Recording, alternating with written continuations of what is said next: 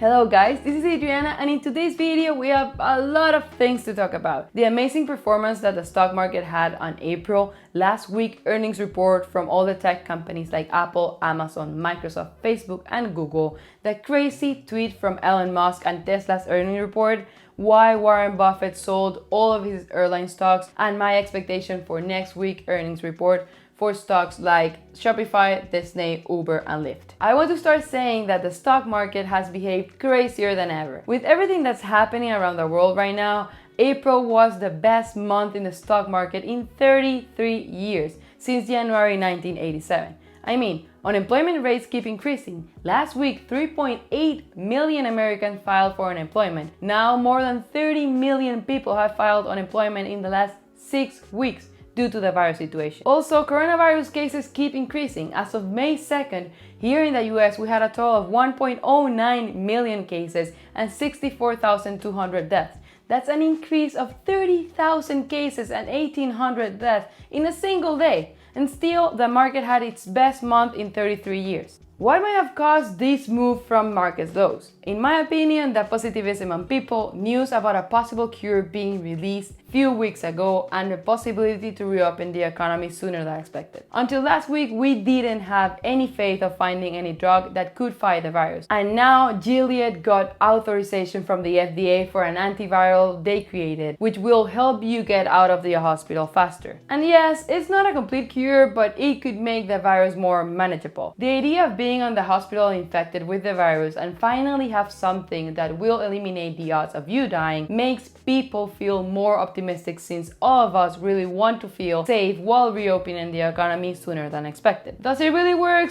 We can't know, but it's the only thing that we really have right now. Another reason why I believe the market had that uptrend is because of earnings report. We found out that the companies weren't that bad, and that is just because January and February were so strong that they offset horrible March. First, Apple sales jumped due to the high demand during the expansion of the virus. They reported an increase of 26% on their revenue in comparison to Q1 of last year, 2019, which it was by far the highest one on record for Amazon's lowest period of the year. Still, those revenue had a very high cost, since their net income fell 30% to $2.5 billion. Their advertising business also had a jump, rising almost 44% to $3.9 billion. Still, the stock got hit after earnings, since they had to spend a lot of money to build up new capacity to cope on the pandemic. Also, Amazon said that investors may want to take a seat, meaning that we shouldn't expect huge profits in the short term, since Amazon will reinvest all of their profits into the business, thinking in their long-term competitive advantage. Then Apple reported an unexpected increase in revenue with very strong sales of their services, which helped them to balance their decrease in demand for the iPhone and other devices. They reported a slight increase of 1% in the revenue and a decrease of 3% on profits. Even though they exceeded analyst expectations throughout the pandemic, they fell short on pre-pandemic projections. On the other hand, Microsoft reported a strong growth on their quarterly sales and profit because of the shift of more online activities due to the pandemic. It's incredible that, according to their chief executive Satya Nadella, they've seen 2 years growth of digital transformation in 2 months. Their sales rose 15% to $35 billion, and their net income increased 22% to $10.75 billion. Last but not least, Facebook and Google also reported earnings, profits, and an increased use of their platforms and services. As I expected, both companies saw a slowdown in their online advertising revenue due to the pandemic. It was obvious that that was going to happen, since companies needed to reduce their costs and marketing is not very important at the moment for companies during the pandemic. Still, Facebook said that the ad sales stabilized in April, and because of that, their stock went up 10% after hours. Now, due to the decline in demand for advertising, their price of ads purchased decreased 16%. However, their revenue actually increased 18% in comparison to Q1 of last year, and their net income a whopping 102% from $2.4 billion to $4.9 billion. They still have one of the healthiest balance sheets that I have ever seen, since their total debt to asset ratio is almost 0.24 and a current asset to liability ratio of a whopping 4.6, which tells me that they are more than able to generate enough cash to pay off their liabilities and that they can manage their cash more freely while expanding their company. On the other hand, Google said that their company performance fell off as the coronavirus crisis accelerated. However, they reported an increase of 13% on their revenue to $42.2 billion, beating expectations, which was why the stock went up 7% after hours. Still, they saw a decrease of 10% on their traditional advertising. Just like Facebook, they keep having an amazing balance sheet with a current asset to liability ratio of 3.37 and a total debt to asset ratio of 0.27. If you're new to my channel, it's important for you to know that a good current asset to liability ratio for me is between 1.2 and 2, and everything above 2 is even better. Also, I like to see a total debt to asset ratio of below 0.5. Higher than that means that the majority of the company's assets are financed through debt.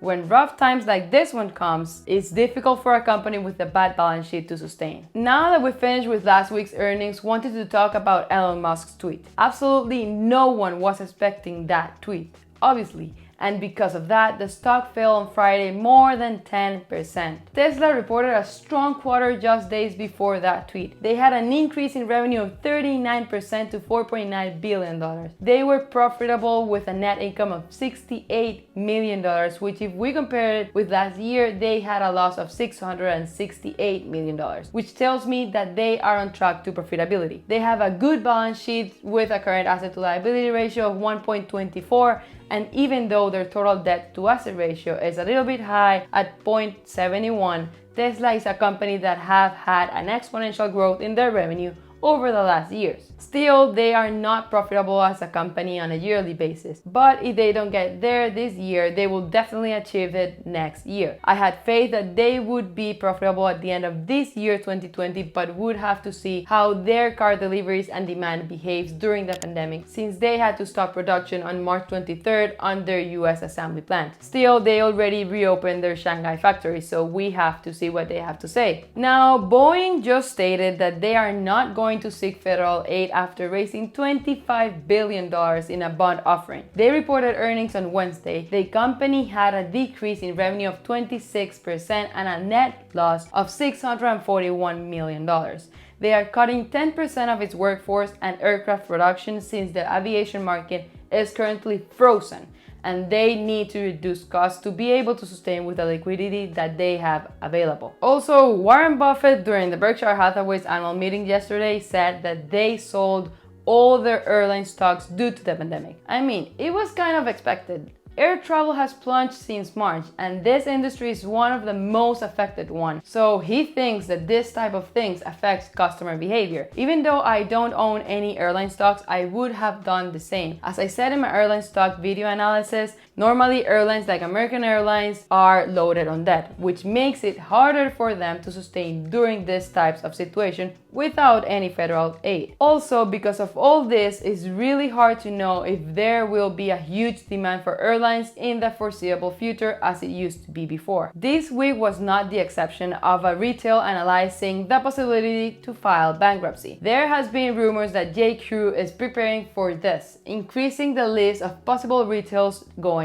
bankrupt. Now, for next week, we have more big companies reporting their earnings. In this calendar, you can see all of the companies that are reporting next week, but I'm not interested in all of them. On Monday, I'm looking forward Shake Shack and Skyworks earnings report. Then on Tuesday, Disney. On Wednesday, Shopify, PayPal, and Lyft, and on Thursday, Uber and Roku. But because I don't want to do a 30-minute videos giving you guys my expectation on all of those companies, I am going to talk about Disney, Shopify, Lyft, and Uber. For Disney, I have a video talking more in depth, which will be linking down below in the description, and I will leave a tab right here. I'm not expecting them to have an increase in their revenue since they closed their parks, cruises, and hotels due to the pandemic. Still, the economy was very strong in January and February that could help their revenue as it happens with that company. Also, the growth that they have been having with Disney Plus will have an impact on their revenue. For Shopify, I have to say that I'm planning to do a single video analyzing this stock more in depth, but now I'm going to give you guys an overview and my expectations. For you guys that might not know, Shopify is a software in which you can create your own website and sell any kind of product, creating your online business. I do expect for them to have a huge increase in the revenue because everyone is at home and buying things online. online.